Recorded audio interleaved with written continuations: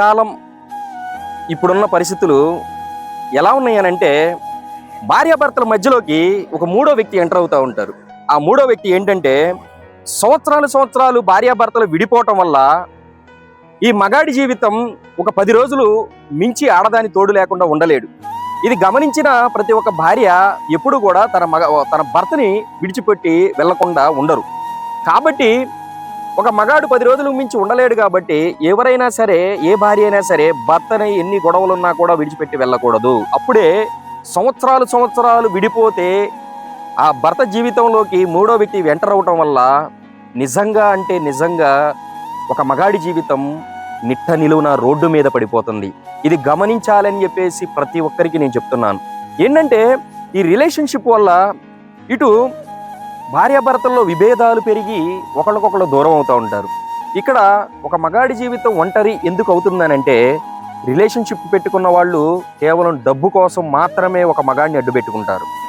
మరొకరు భర్త అని కనుకరం లేకుండా వాళ్ళ అవసరాల కోసం, చిన్న కారణాల కోసం నిండు జీవితాన్ని, మగాడి జీవితాన్ని రోడ్డు మీద వదిలిపెట్టి వెళ్ళిపోతూ ఉంటారు. ఈ క్షణంలోనే ఎవరూ లేక తన ఒంటరి జీవితాన్ని ఎలా భరించాలో ఆలోచించుకునే ప్రయత్నంలో ఉంటాడు నిజమైన నీతిగల్ల, నిజాయితీ గల్ల వ్యక్తి. అలాగే పొరపాటులు అనేది మగాడి జీవితంలో జరుగుతూ ఉంటాయి, ఆడవాళ్ళ జీవితంలో కూడా జరుగుతూ ఉంటాయి. ఇవన్నీ కూడా ఆలోచించి భార్యాభర్తలు సర్దుకొని ఎప్పుడైతే ఉంటారో నిజంగా ఆ నిండు ప్రాణాలు, నిండు జీవితాలు హ్యాపీగా ఉంటాయి.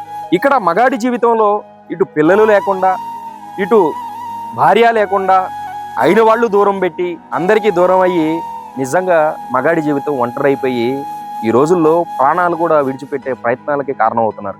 క్షణ కాలంలో, క్షణానికి ఒకసారి, రోజుకొకసారి నిట్ట నిలువున ఈ ప్రపంచంలో మగాడి జీవితం చనిపోవడం అనేది, చంపడం అనేది జరుగుతుంది. కాబట్టి వినాశనాలే విపరీత బుద్ధి అని ఊరకనే అనలేరు పెద్దలు. అందుకనే ఎవరు కూడా తమ జీవితాల్లో ఎన్ని గొడవలు వచ్చినా కూడా భార్యాభర్తలు ఒకటిగా ఉండాలని చెప్పేసి నేనైతే కోరుకుంటున్నాను. మగాడు 10 రోజులకు మించి ఆడదాని తోడు లేకుండా ఎప్పుడు ఉండలేడని గమనించగలరు.